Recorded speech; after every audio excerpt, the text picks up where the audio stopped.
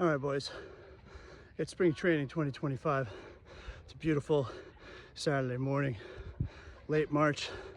It's time to stretch the lungs, build up that endurance so we can blast by our opponents all damn season long. You only need to do this about once a week. For the next 5 or 6 weeks, your conditioning will be top notch for the rest of the season. What we're gonna do here today is we're gonna line up on the goal line. We're gonna sprint as hard as we can to the 50. Turn around, go back to goal, turn around one more time to the 25. These are called 125s. I'm shooting for 24 seconds. What are you shooting for?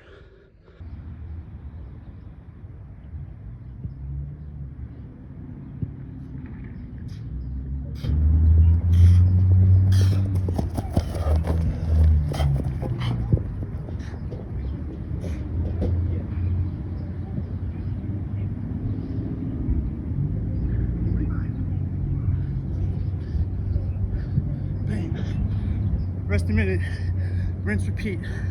6 times total. Touch of gray.